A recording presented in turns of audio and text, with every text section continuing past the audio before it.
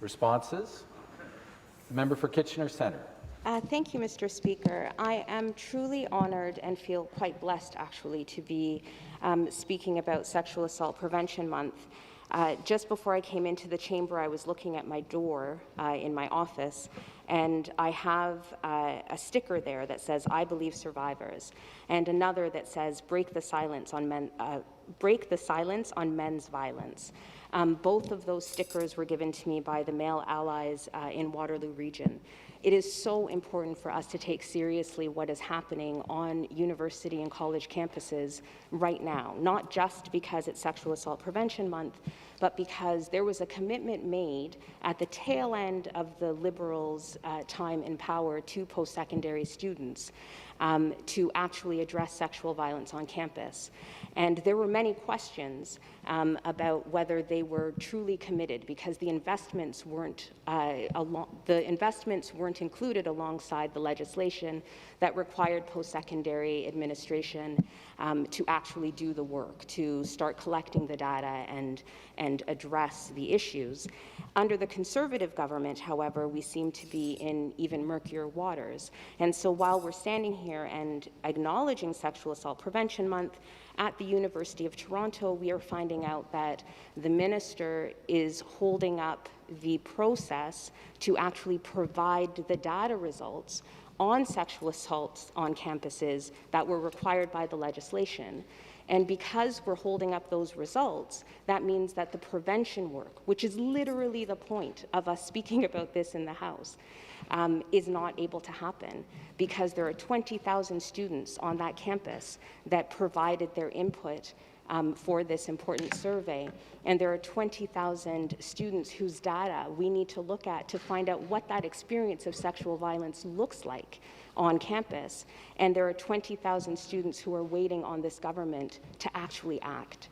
The minister said, or the associate minister said, that there's been progress, that we're raising awareness, that we have to have more than conversations, and so I say yes, I totally agree.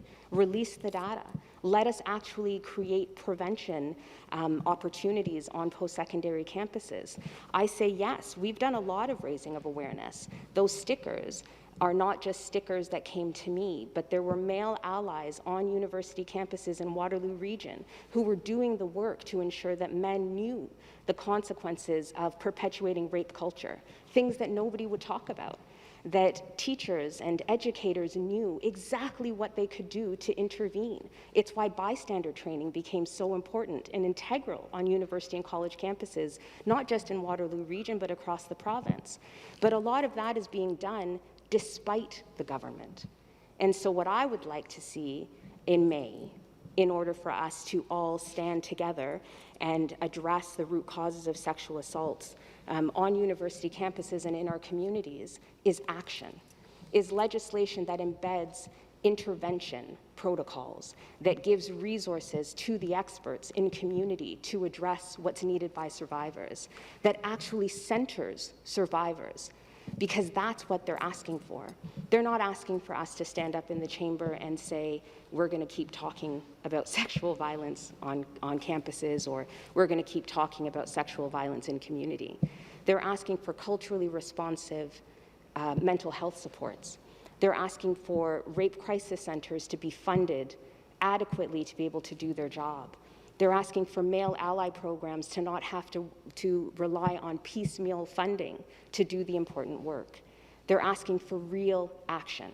They're asking for real change. We have an opportunity to do that. That's part of why we are elected. Not just to pay attention to the month and stand up and make statements about the month, but to actually build legislation on that month to think through what that intervention can look like, to actually invest public dollars in doing the work to address the root causes of sexual violence and sexual assaults in community. And I think we can do it because everybody in the chamber is allied in not wanting more sexual violence in community. We've all heard the minister speak of that. And so what I ask in this month of May is that we act collectively, collaboratively, and in a way that is survivor-centered. Thank you.